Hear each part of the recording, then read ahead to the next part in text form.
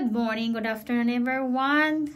Ang kaganapan namin sa Good Friday dito sa Canada ay nag-station din kami. Umakyat kami sa Mount Carmel Spiritual Church. So maraming tao ang umaten ng Station of the Cross. So dito sa Edmonton, Alberta. So, ito yung third station. Kasi yung unang station ay masyadong malayo kami sa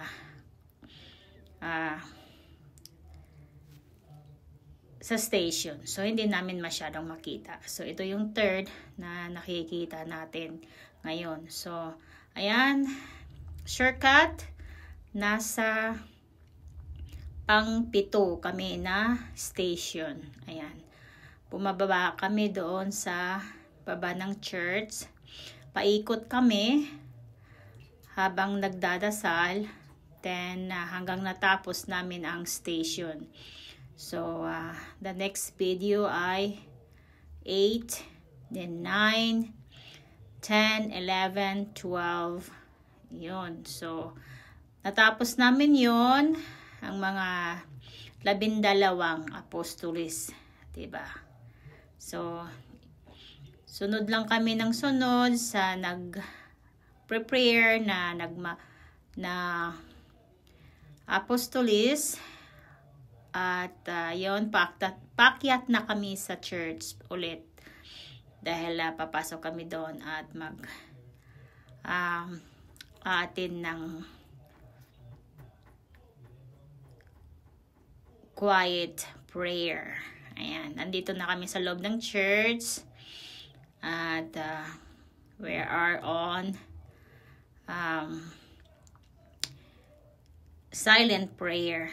So, nandito na din kami sa labas. Video ang view dito sa labas ng church. Ayan. Kasi pumunta kami dito last year, hindi pa ito tapos, ginagawa pa lang. So, ngayon, tapos na. Maganda yung view ng church kasi nasa parang bundok na rin. Diba? Yun, sa labas yan.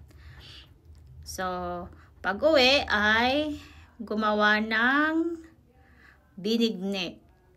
Ayan. Bilo-bilo. Ayan, so, yan ang kaganapan namin ngayon na celebration ng Good Friday. Ayan, so, kain, tikim, at pagdating ay mayroon tayong dumating na packages. So, binuksan natin. Ang laman ay puro shirts pang summer na maisusuot ni Zeska papuntang Mexico. Soon. Malayo pa naman, kaya nagiging preparado lang ang mga kailangan gamitin.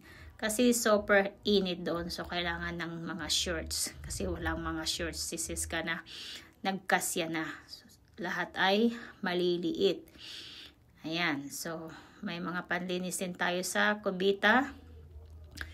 At mga shorts ulit. Maraming shorts ang aking binili para sa kanya.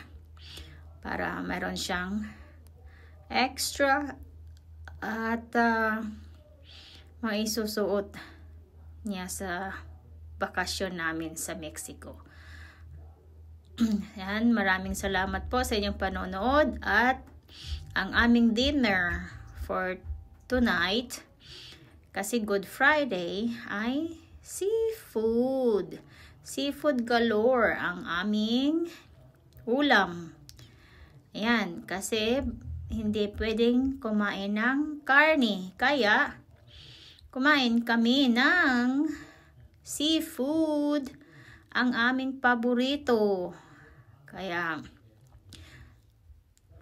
bumisita sa grocery store at bumili ng seafood para sa aming hapunan.